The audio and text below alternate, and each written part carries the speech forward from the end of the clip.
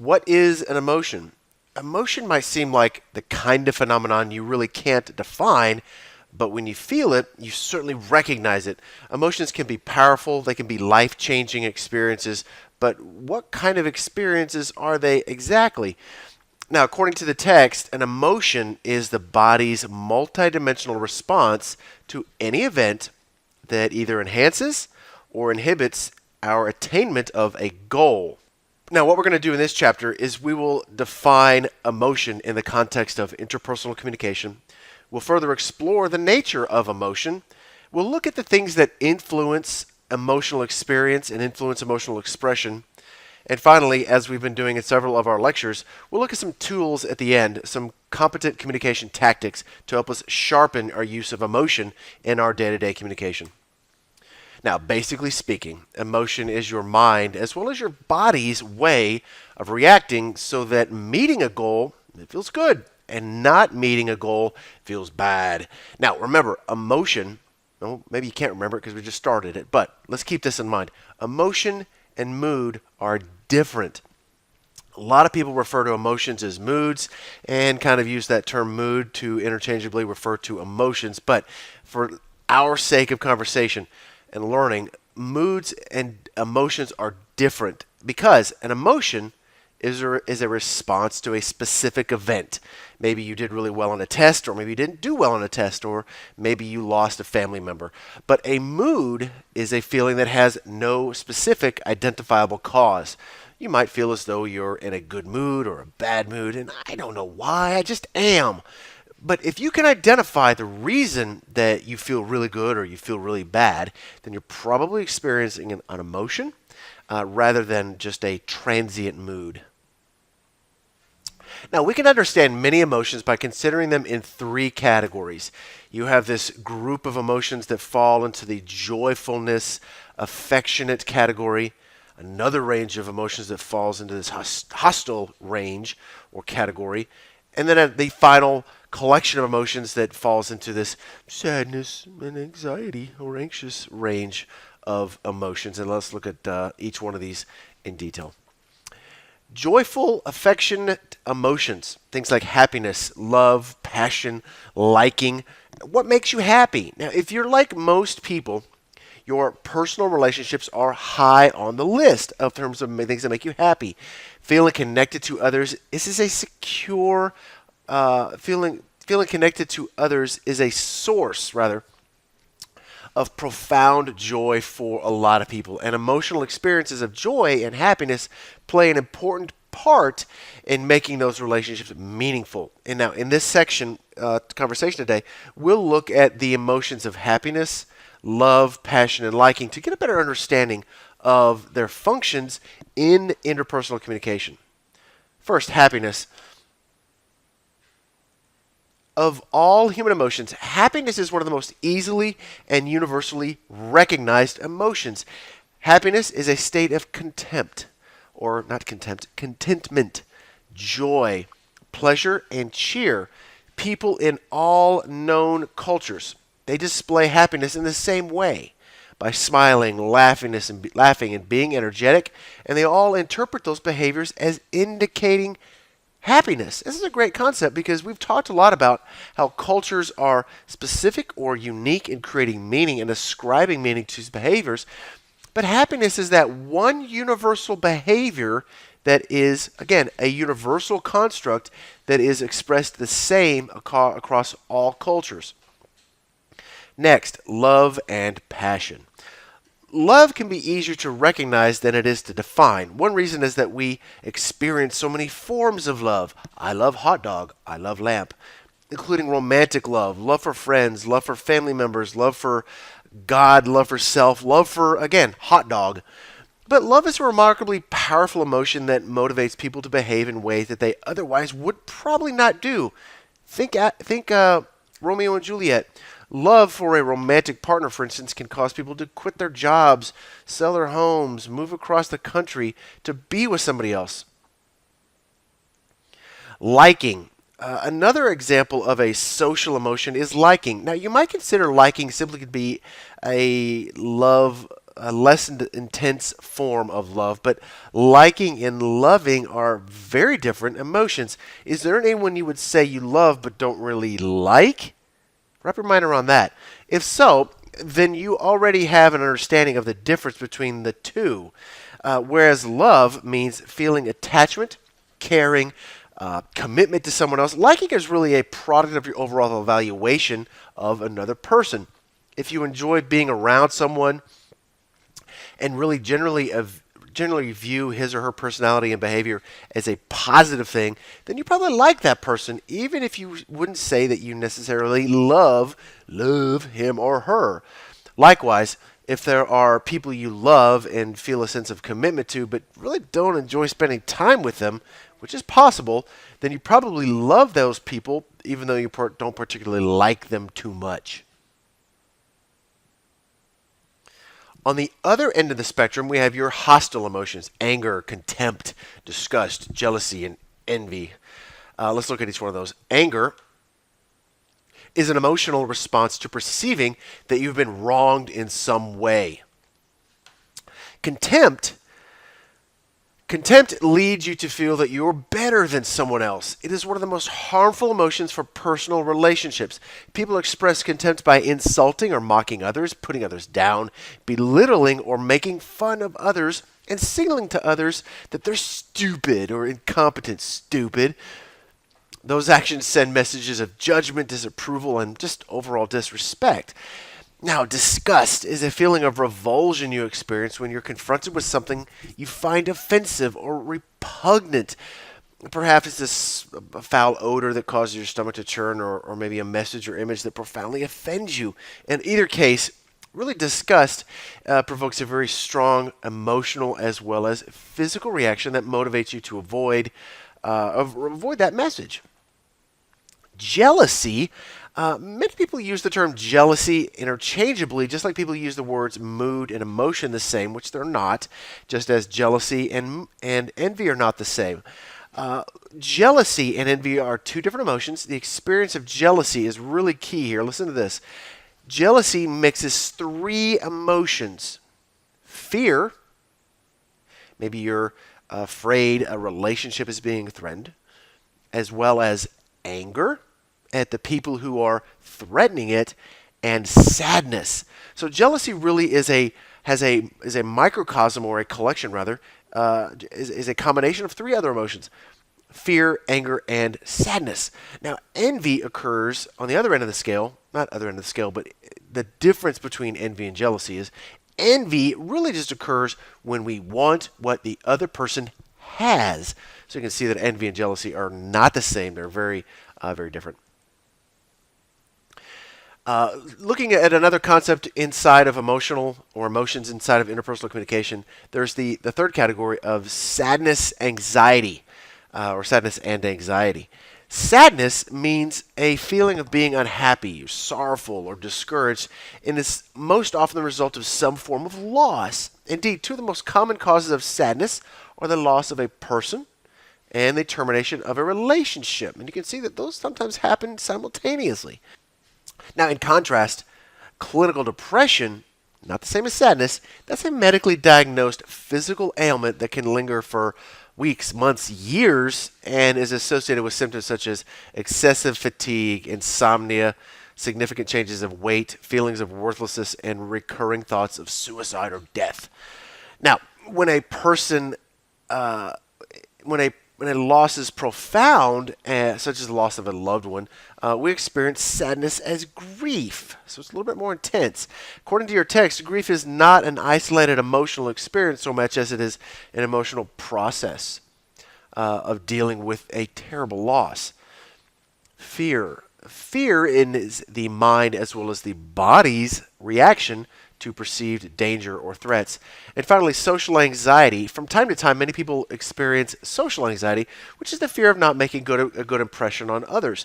Now, if we go back to this fear concept, one of the interesting things about public speaking is it is a fear-inducing experience or fear-inducing endeavor. Now, remember we said that fear is the mind and body's reaction to perceive danger, and a lot of people, many people, probably most people, perceive public speaking as a dangerous activity. That's why you have that physiological reaction to it. Now, emotions are multidimensional. So as we explore what really the nature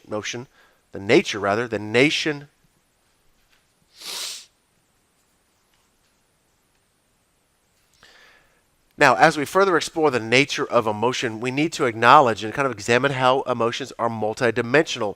When you experience emotions, particularly intense ones, your body reacts in patterned, very predictable ways. Fear, for example, causes your heart to beat faster, your breathing rate to increase, and your pupils will dilate. So we know that there are physiological components to our emotions. Emotions are also cognitive. Although each emotion feels distinct in different ways, different emotions can arouse some of the same physical sensations. For example, both passion as well as fear cause increases in heart rates, breathing, and blood pressure. And we experience those reactions. How do we know whether we're feeling fear or passion or something else? Because we can identify the true emotion because our mind steps in and puts an emotional label on it to say, hey, dummy, you're not really aroused right now. This is not a passionate experience. This is a fear-inducing experience. So you better run. Emotions, therefore, have a strong cognitive component. So your brain steps in and regulates your physiological response and says, okay, dummy, here's how you should interpret it. Emotions also have a behavioral context. An emotion, in addition to being a physiological and a cognitive event, emotions include a behavioral pattern or a behavioral part to it. Action tendencies really relate to the specific behavioral pattern that emotion motivates us to engage in, but we don't necessarily always follow that pattern because we have a choice in how we control our behavior. Next, emotions are social and cultural. Now, you've seen this. Emotions we feel in a given situation are shaped in many ways by our society's belief about that situation. Continuing our discussion and analysis of the nature of emotion, we need to look at this concept of valence, and I'll define it in a second, as well as intensity. The emotions vary. And although an emotional experience is simultaneously physiological, cognitive, behavioral, and social cultural, emotions are not composed of the same exact combination of those four dimensions. Again, emotional multidimensionality. Here, let's look at the two variables that make each emotional experience distinctive: valence and intensity. An emotionalist valence is the positivity or negativity that some emotional experiences are positive and some are negative. And then also an emotion's intensity is its strength or magnitude. I keep making this little gesture right here. And this is the extent to which an emotion might fluctuate. Like anxiety, worry, and terror are all forms of the same emotion. Fear, but they differ from one another, is in intensity. Anxiety, that's kind of making me anxious a little bit. Worried, a little bit more intense. Terror is just outright being horrified. Because anxiety, again, is a moderately intense form of fear. Worry, I'm really worried about it, is a moderately intense form. And terror is very intense. So it's that varying degree that we experience those levels of fear. Now, sometimes emotions are meta-emotions. What does that mean? When researchers use the term meta-emotion in our text, they're referring to emotions about emotions.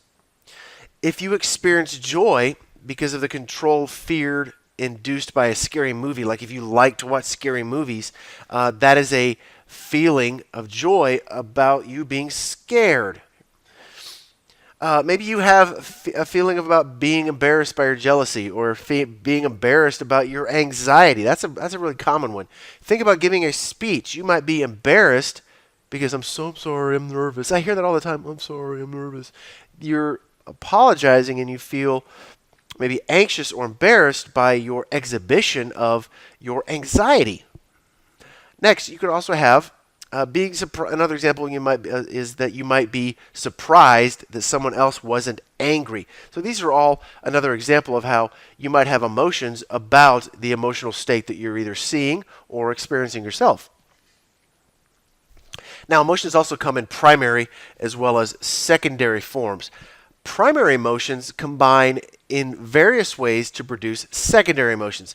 Now, a good example is jealousy, which is, as we've seen, is really a combination of those three emotions: anger, fear, and sadness.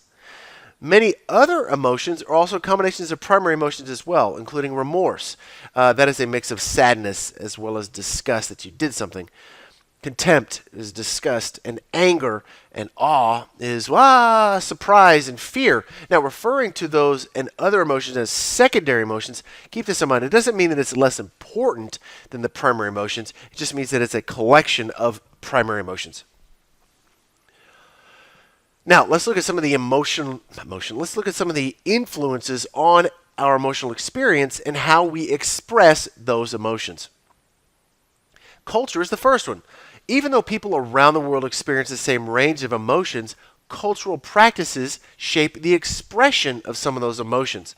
One factor is geography. One factor that curiously appears to influence cultural differences in emotional expression is geography.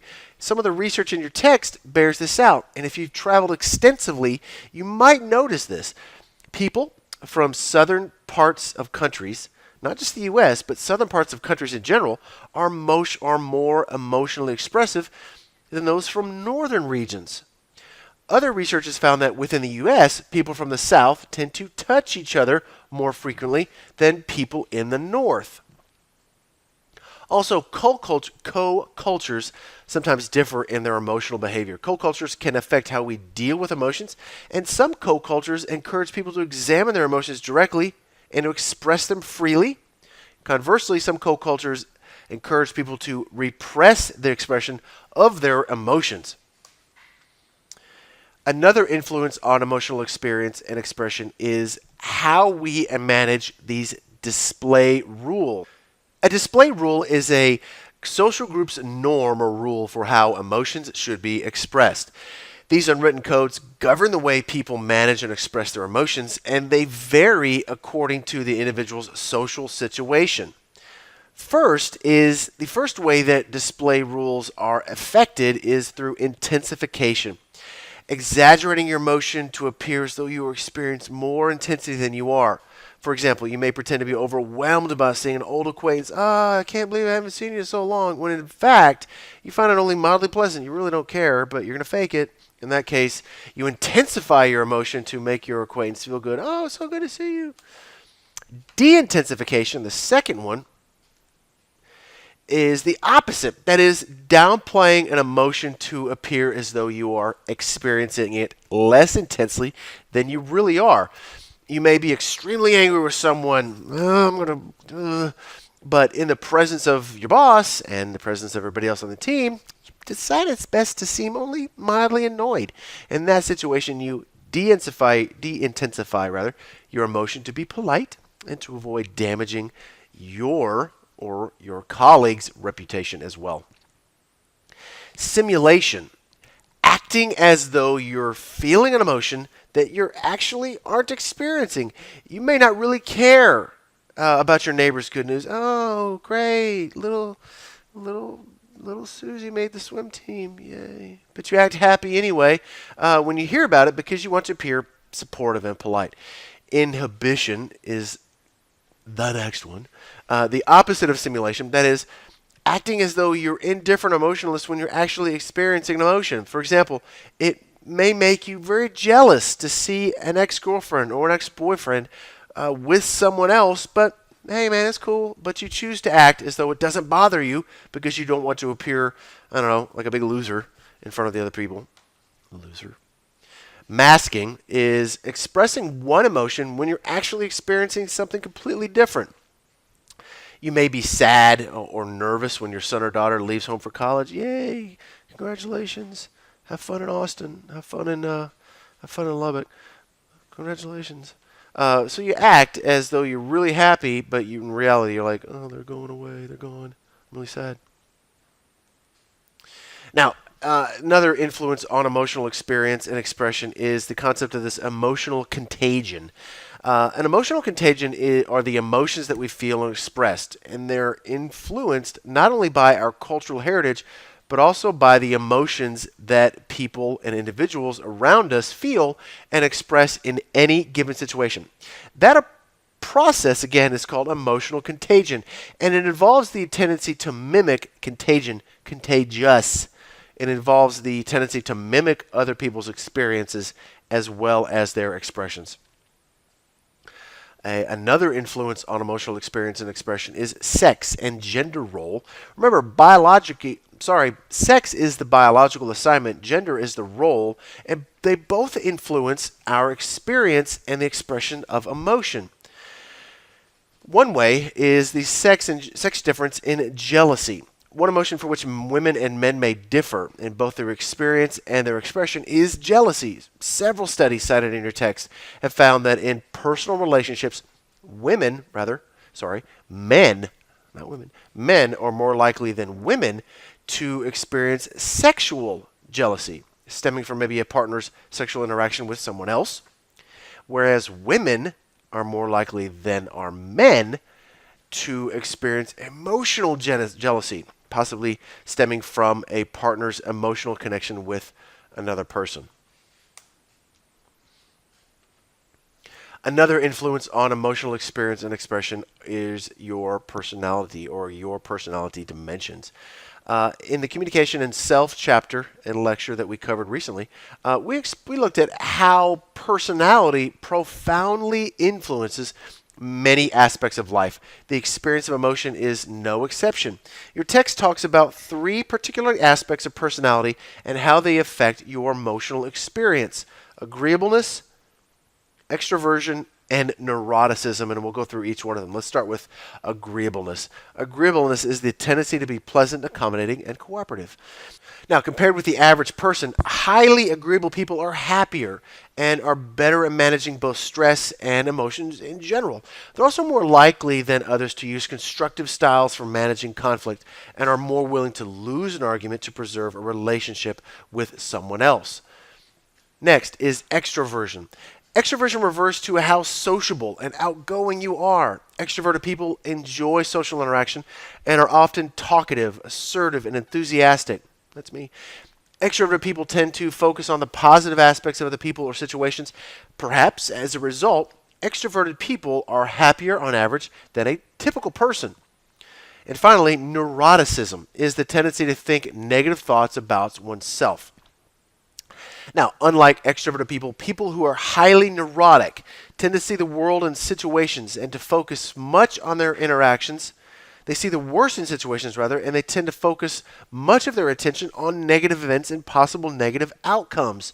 Thus, they are more likely than others to experience negative emotions such as anger, guilt, anxiety, and depression, and are less likely to report being happy.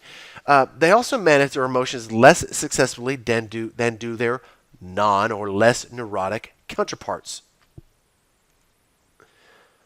Another influence on emotion and expressiveness is EQ, or emotional intelligence, and how it influences emotional experiences and expression. Emotional intelligence refers to a person's ability to perceive and accurately express emotions, the use of emotions to facilitate thought, to understand emotions, and to really manage emotions for emotional growth. People with high emotional intelligence are aware of their own emotions as well as the emotions of others and pay attention to their emotions when making decisions about how to act. I'll tell you, I said a few slides ago that I'm an extrovert. I know this about myself. I don't exactly have the highest emotional intelligence. I'm not the best at paying attention to other people's feelings. Now, I might be on this alexithymia scale. Alexithymia, one condition inhibits our emotional intelligence. Is alexithymia is a personality trait characterized by the relative inability to understand, process, and describe other people's emotions.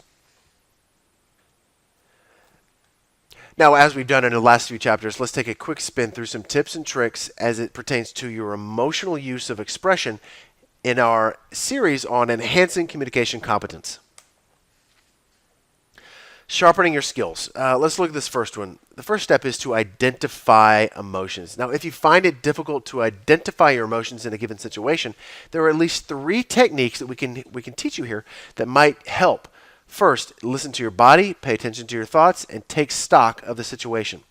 Listen to your body. First, try to pay attention to what your body is doing. What are you feeling physically?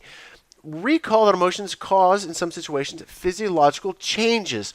Although different emotions can have similar effects on the body, thinking about how your body is reacting to the situation may help you determine which emotion you're experiencing. Think about public speaking.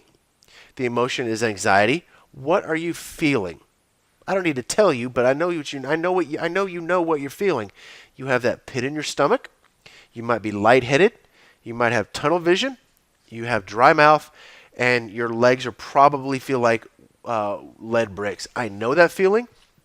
That is the physiological response to anxiety, and you need to start listening to that. I hope you are at this point. Pay attention to your thoughts. Emotions affect the mind as well as the body. So paying attention to your thoughts can help you clarify your emotional experience. And finally, take stock of that situation. Earlier in this lecture, we learned and talked about that emotions are reactions to events that you perceive to interfere with your goal.